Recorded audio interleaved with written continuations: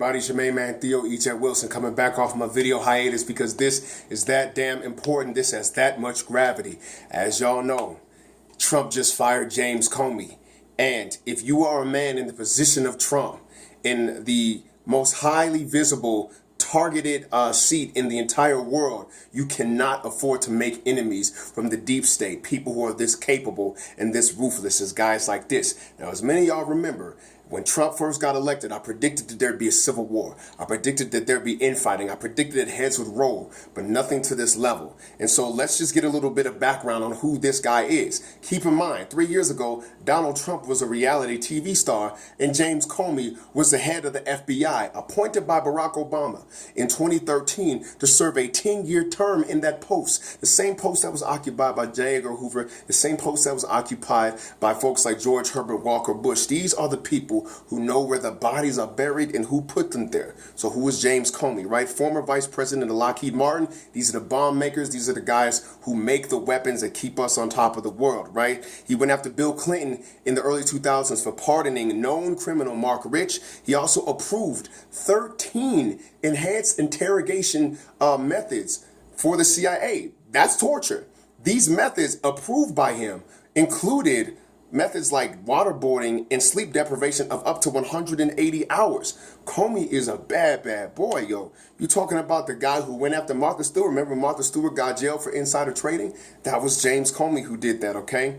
And then he also served as the acting Attorney General when John Ashcroft got put in the hospital back in 2004, okay? So when he was appointed by Obama, he was supposed to serve out the full length of his term. Now he's sniffing on the heels of the Trump-Russia investigation and suddenly loses his job now. Now keep in mind, if you read the letter that Trump released, it said that he had consulted the Attorney General, and because of Attorney General's Sessions recommendations, Jeff Sessions, Mr. I'm going to recuse myself from any investigation sessions, he's suddenly going to say, okay, well, yeah, because of this, we should fire him on Sessions' recommendation. Because there's another story out there that says for the longest time, Trump had been looking for ways to fire James Comey and be cooking up stuff in the intelligence community, trying to figure out ways to get him out. And today he got his wish, all right? But here's the problem.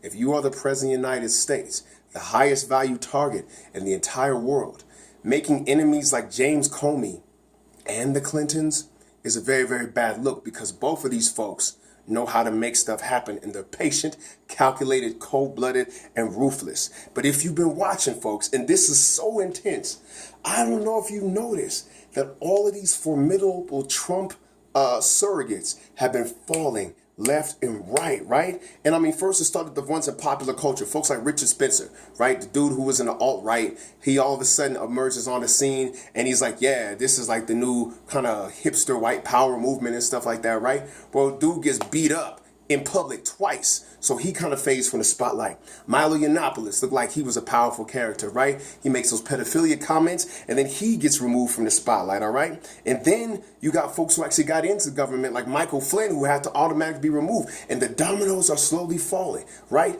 Kellyanne Conway, with her crazy ass, makes so many outlandish statements that she just gets completely discredited in the media. Then Steve Bannon takes a hit, and Bannon falls, right? Then next thing you know, Bill O'Reilly, right? Regardless, is Trump's only like decent friend, right? Bill O'Reilly falls because of sexual harassment. You see what's going on karmically, right? The last domino to fall is the big domino himself, and that's Donald Trump. And making enemies like this can make that happen real, real fast. This is better than House of Cards. This shit's crazy. Because then you have to consider one final thought. What if Vladimir Putin knew all of this was going to happen? What if him firing Comey means that Comey was about to unearth the things that really made Trump guilty of being in collusion with the Russians, which is treason, by the way, right?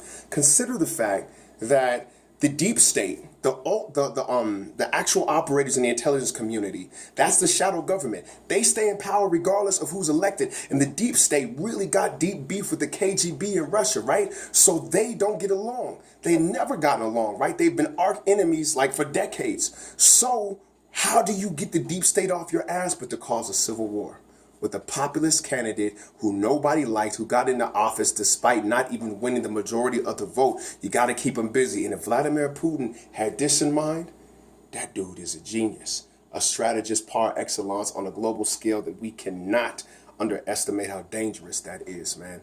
All I know is that as exciting as it is, as dramatic as it is, as far away as it feels, this may not be distant from the average folks from that long, especially my fam in DC, because as we know, when these folks catch a cold, we catch the flu. So keep your eyes peeled. Definitely like if you like it. Share if you can, all of your pages. Make sure that this word gets out. This is not to be taken lightly. This is absolutely dead serious. Until next time, I'm Theo E.J. Wilson.